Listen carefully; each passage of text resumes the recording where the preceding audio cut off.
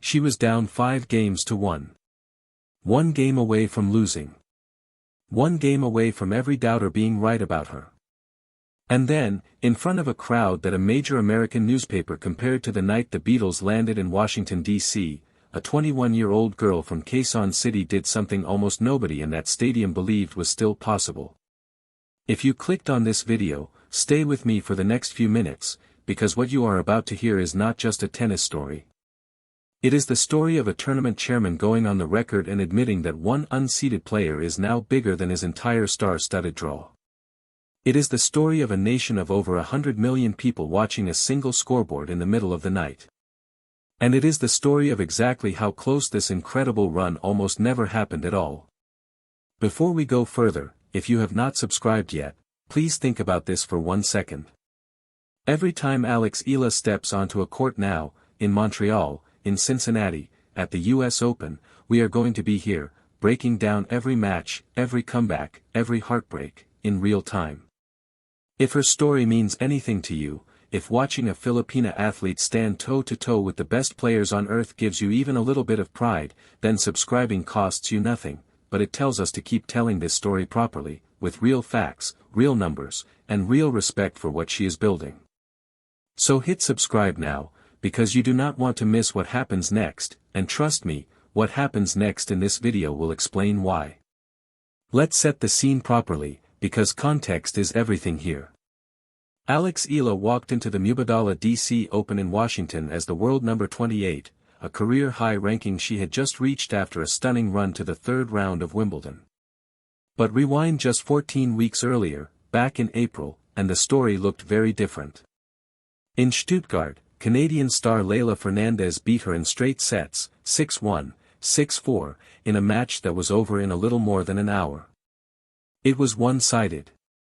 It was not close. And when the draw for Washington was released and the two were placed on a collision course in the second round, most tennis fans expected the sequel to look exactly like the original. There is one more piece of this story that almost nobody talks about, and it is honestly the most jaw-dropping part. DC Open tournament chairman Mark Ein sat down with reporters during the tournament and said something that stopped the tennis world in its tracks. He said, over the last month, the ticketing team told him that at least 80%, if not more, of every single ticket request for this entire tournament, was about one question. When is Eala playing? Then he went further. He said honestly, he thinks the real number is higher, that his own staff were almost embarrassed to say it out loud, because it was basically all of them. Read that again. This is a WTA 500 tournament, the kind of event that features Naomi Osaka, Jessica Pegula, Elena Rybakina, and Olympic gold medalist Qin Wenzheng.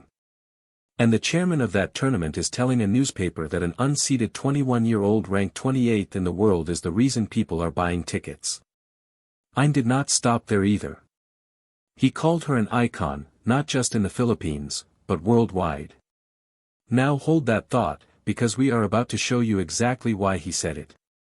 The match against Fernandez began exactly the way Alex needed it to. She broke serve early, built a 2-love lead, and by the time the first set ended 6-2, the numbers told the real story. According to ESPN's match statistics, Alex committed only 4 unforced errors in that opening set. Fernandez committed 14. That is not luck. That is not a good day. That is the performance of a player who has completely rebuilt her game since that loss in Stuttgart. But then the second set arrived, and this is where the match, and honestly the entire narrative of her season, was put on trial. Fernandez broke serve, held, broke again, held again, and suddenly the defending champion was up 5-1. Every single question that has ever followed Eala through her career came rushing back in that moment. Can she close out matches under real pressure? Does she fade physically in long battles?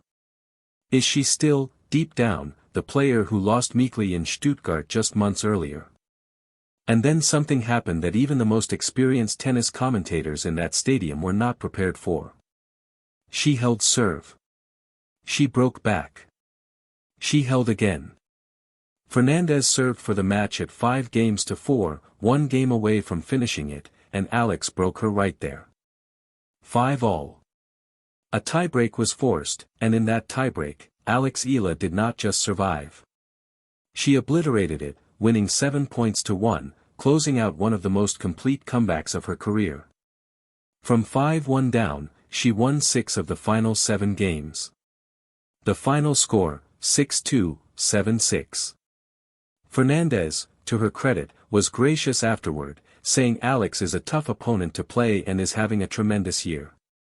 And Alex herself, reflecting on the match, admitted there were tough moments, saying she knew her level had dropped a little in that stretch, and that those are the tricky moments in tennis, when you know you need to be better and things just are not clicking yet.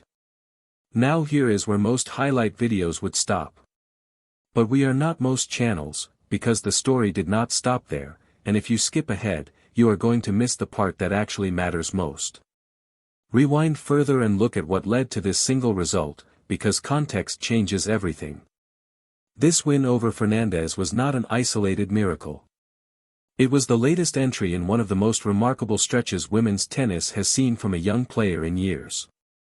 In February, at the Dubai Championships, she beat top 10 player Jasmine Paolini. In March, at Indian Wells, she stunned Coco Gauff.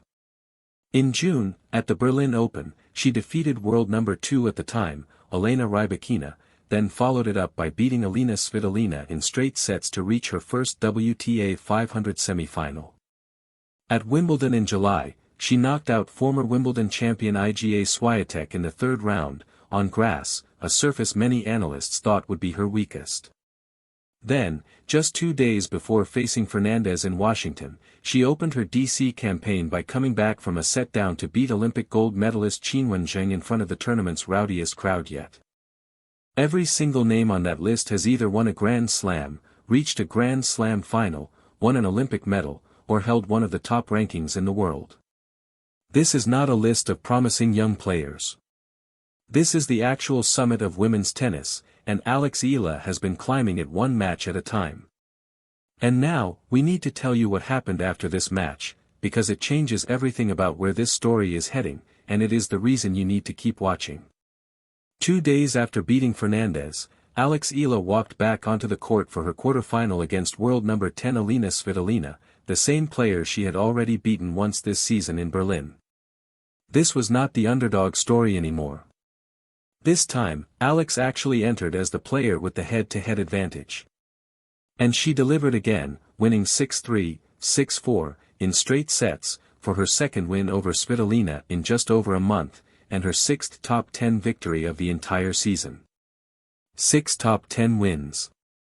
1 calendar year. Across clay, grass, and hard courts. Let that number sit with you for a second, because players ranked outside the top 20 simply do not do this. It does not happen by accident, and it does not happen without an extraordinary level of composure under pressure. So here is where things stand right now, and here is exactly why you cannot afford to miss what we are covering next. That semi-final win sends Eala into a match she has never played before in her career, against a 4-time Grand Slam champion who just survived her own 3-set battle to get there. We are talking about a first-time meeting on tour, in front of a crowd that tournament officials themselves have compared to Beatlemania, with a nation of tennis fans staying up past midnight to watch every single point. Whether she wins or loses this next match, what happens on that court is going to tell us more about her ceiling heading into the US Open than almost anything else this season.